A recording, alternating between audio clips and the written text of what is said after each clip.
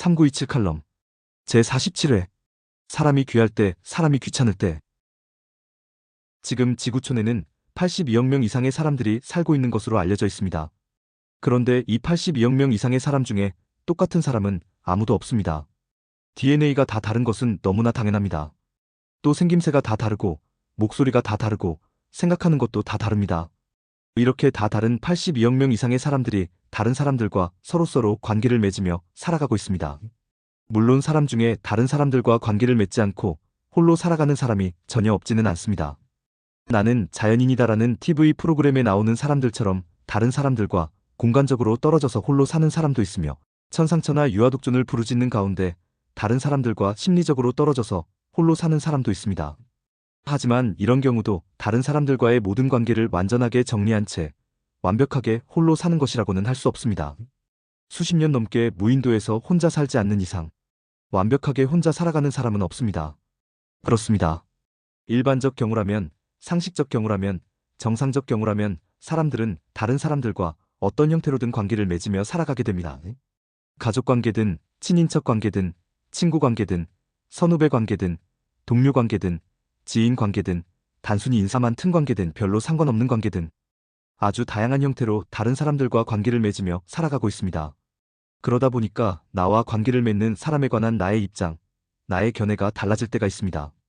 즉 나와 관계를 맺고 있는 사람이 정말로 나에게 귀하다고 느껴질 때가 있고, 나와 관계를 맺고 있는 사람이 정말로 나에게 귀찮다고 느껴질 때가 있습니다. 심지어 이런 경우는 부모 자식 사이에서도 발생합니다. 아무리 자녀가 한없이 귀하다고 하지만 때론 자녀가 귀찮다고 느껴지는 경우가 솔직히 없지 않습니다. 아무리 부모가 한없이 귀하다고 하지만 때론 부모가 귀찮다고 느껴지는 경우가 솔직히 없지 않습니다. 그렇습니다. 사람에게 사람은 항상 귀한 존재도 아니고 사람에게 사람은 항상 귀찮은 존재도 아닙니다. 상황과 형편과 처지에 따라 관계의 밀도가 시시때때로 변합니다. 예를 들어보겠습니다. 불과 몇 년 전에 전 세계는 코로나19라는 사태를 겪었습니다. 이때 정말로 많은 사람들이 사업에 큰 타격을 받았습니다. 사람들이 사람들과의 일정 거리를 유지하고자 노력했기 때문입니다. 사람들이 바깥 활동을 최소화하고자 노력했기 때문입니다. 당연히 서비스업이나 소매업에 종사하는 사람들은 큰 타격을 받지 않을 수 없었습니다. 특히 항공업계, 여행업계, 호텔업계, 요식업계 등의 손실은 이루 말할 수 없을 정도였습니다. 코로나19 당시 이렇게 큰 피해를 보고 있는 분들의 눈에 한 사람은 어떻게 보였을까요? 정말로 귀하게 보였을 것입니다.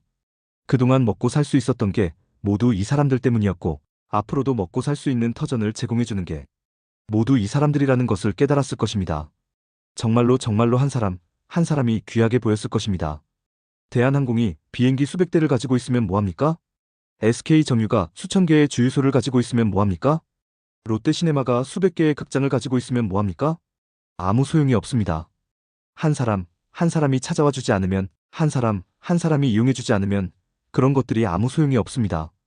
오히려 돈만 까먹을 뿐입니다. 그래서 코로나19 때 사람은 참 귀한 존재라고 생각하는 사람들이 정말로 많이 있었습니다. 작년에는 국회의원 선거가 있었고, 올해에는 대통령 선거가 있었고, 내년에는 도지사, 시장, 군수 및 지방의회 의원들을 뽑는 선거가 있습니다. 여쭈어 보겠습니다. 이들 중 누가 한 사람이 가장 귀하다고 생각하겠습니까? 당연히 내년 도지사, 시장, 군수 및 지방의회 의원들을 뽑는 선거에 출마를 준비하고 있는 사람들입니다. 이미 선거를 치르고 국회의원이 된 사람들, 대통령이 된 사람의 눈에는 한 사람이 상대적으로 덜 귀하게 느껴집니다. 어쩌면 귀찮게 느껴질 수도 있습니다. 하지만 내년에 선거를 준비하는 사람에게는 정말로 한 사람이 귀합니다.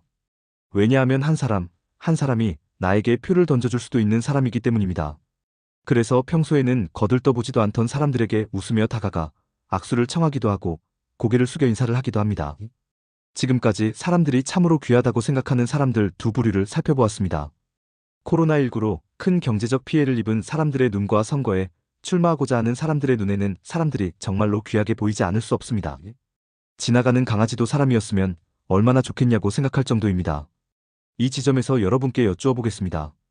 코로나19로 경제적 피해를 입었던 사람들의 눈에 지금도 사람들이 계속해서 귀한 존재로 남아있겠습니까? 내년 지방선거에 출마하고자 하는 사람들의 눈에 사람들이 계속해서 귀한 존재로 남아있겠습니까? 여러분은 정답을 잘 알고 있습니다. 귀찮은 존재가 되었고 또 귀찮은 존재가 되리라는 사실을 여러분은 너무나 잘 알고 있습니다. 코로나19가 종식되고 사람들의 활동이 많아지기 시작하자 곧 경기가 회복되었습니다. 많은 사람들이 매장을 찾아왔고 많은 사람들이 여행지를 찾아주었습니다. 그러자 다시 사람들이 서서히 귀찮아지기 시작했습니다. 사람들을 귀히 여기던 마음이 서서히 귀찮게 여기는 마음으로 변했습니다. 그러니까 제주도에서 울릉도에서 바가지가 발생하는 것입니다. 사람을 우습게 보고 귀찮게 보니까 바가지를 씌우는 것입니다.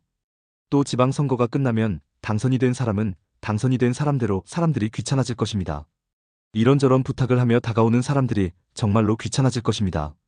또 낙선한 사람은 낙선한 사람대로 사람들이 귀찮아질 것입니다.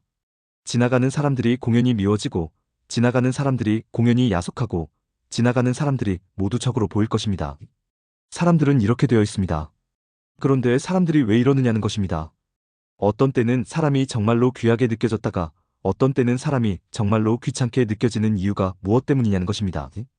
그 이유는 아주 간단합니다. 이 사람이 나에게 유익과 이익과 도움이 될 것 같으면 귀하게 느껴지고 이 사람이 나에게 유익과 이익과 도움이 될 것 같지 않으면 귀찮게 느껴지기 때문입니다. 즉 사람이 사람을 목적으로 바라보는 것이 아니라 사람을 수단으로 바라보기에 어떤 때는 귀하지만 어떤 때는 귀찮은 것입니다. 바로 이것이 사람과 사람이 맺고 있는 관계의 본질입니다. 나에게 유익과 이익과 도움이 되면 한없이 귀하지만 나에게 아무런 유익과 이익과 도움이 되지 않으면 귀찮아지는 관계, 그것이 바로 사람과 사람이 맺고 있는 관계의 본질입니다.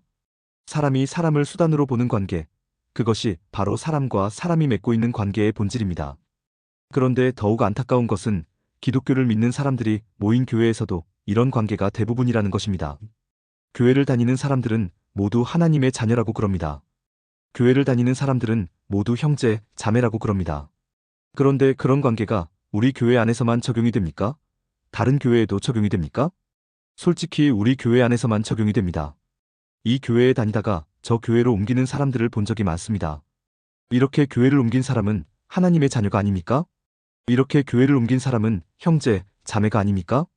교회를 옮겼더라도 하나님의 자녀여야 하고 형제, 자매여야 합니다. 그런데 그렇게 생각하지 않습니다. 어떤 때는 배신자로 낙인 찍고 어떤 때는 하나님의 저주를 받을 것이라고 악담까지 하기도 하는 사람들을 본 적도 있습니다. 왜 이런 일이 일어납니까? 그 이유는 교회가 성도를 수단으로 보기 때문입니다. 교회가 사람을 수단으로 보기 때문입니다. 그런데 하나님께서 우리에게 가르쳐 주신 것이 사람을 수단으로 보라는 것이었습니까? 그렇지 않습니까? 그렇지 않습니다. 하나님은 언제나 사람을 목적으로 대하셨습니다. 하나님은 하나님 자신을 위해 사람을 수단으로 삼으신 적이 단 한 번도 없습니다. 하나님은 하나님의 영광, 하나님의 존귀를 위해 사람을 이용해 먹은 적이 단 한 번도 없습니다. 창조 때도 사람은 하나님께 목적이었고 죄인이 된 이후에도 사람은 하나님께 목적이었고 구원을 받은 이후에도 사람은 하나님께 목적이었습니다. 사람을 향한 하나님의 마음은 상황에 따라, 형편에 따라, 처지에 따라 결코 달라지지 않았습니다. 언제나 한결같았습니다. 하나님께 사람은 수단이 아니라 목적이었기 때문입니다. 사람과 사람과의 관계가 하나님과 사람과의 관계와 같다면 얼마나 좋을까요? 사람을 수단으로 대하는 것이 아니라 사람을 목적으로 대하면 얼마나 좋을까요? 다른 사람을 수단으로 삼아 나의 유익과 이익을 구하는 관계가 아니라 다른 사람의 유익과 이익을 위해 기꺼이 나의 유익과 이익을 포기할 수 있는 관계가 되면 얼마나 좋을까요? 모든 사람이 나 아닌 다른 사람을 귀하게 느낄 수 있는 세상이 되었으면 정말로 좋겠습니다. 그 어떤 경우에도 사람이 사람을 귀찮게 여기지 않는 세상이 되었으면 정말로 좋겠습니다. 공감하셨다면 구독과 좋아요, 알림 설정 부탁드립니다. 하나님의 말씀을 바르게 전하는데 큰 도움이 될 것입니다. 평등하고 공정하며 정의롭고 행복한 세상을 이루는데 큰 도움이 될 것입니다.